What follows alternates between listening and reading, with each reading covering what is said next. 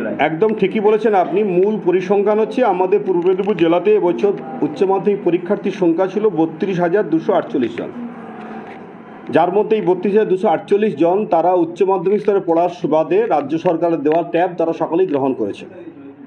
কিন্তু পরীক্ষা দিতে গিয়ে আজকে আমরা পরিসংখ্যান তৈরি করতে সক্ষম হয়েছি, তাতে করে সমস্ত পরিসংখ্যান যা দাঁড়িয়েছে ছাত্রের সংখ্যা 30,257 জন আজকে উপস্থিত হয়েছেন, অর্থাৎ পরীক্ষা দিয়েছেন।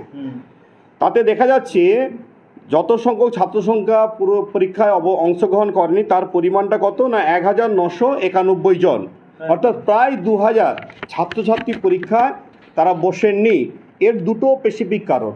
একটি কারণ হচ্ছে ছাত্রছাত্রীরা তারা পড়তে আগ্রহী নয়, তারা অনাগ্রহী। তার কারণ তারা সকলেই অনুভব করেছেন এই রাজ্যে পড়াশোনা করে ভবিষ্যৎ কেউ অন্ধকার করতে চান না। কারণ গরিব বাবা মায়েরা তারা তাদের ছেলে মেয়েদেরকে কষ্টার্জিত পয়সা দিয়ে তাদের পরিশ্রম করে তাদেরকে উপযুক্ত মানুষ তৈরি করবেন, তারপরে তাদের সকলেরই লক্ষ্য ছেলেরা বড় হয়ে তারা চাকরি পাবেন, চাকরির জন্য চাকরি পরীক্ষায় তারা বসবেন।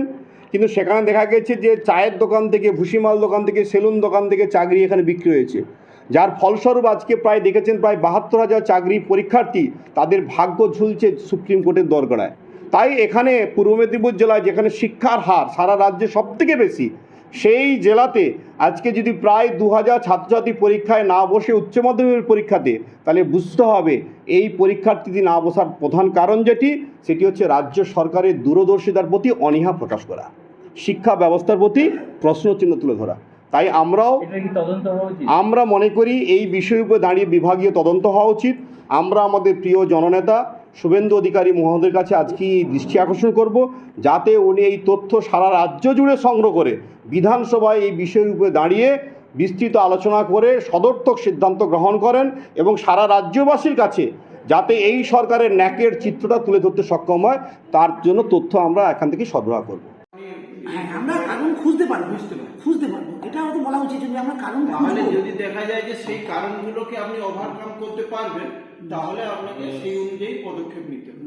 আমরা অন্তত কারণ খুঁজতে পারবো যে কেন এই গ্যাপটা হচ্ছে, এই 2,000 জন কেন পরীক্ষা দিল না ট্যাব নেওয়ার পর।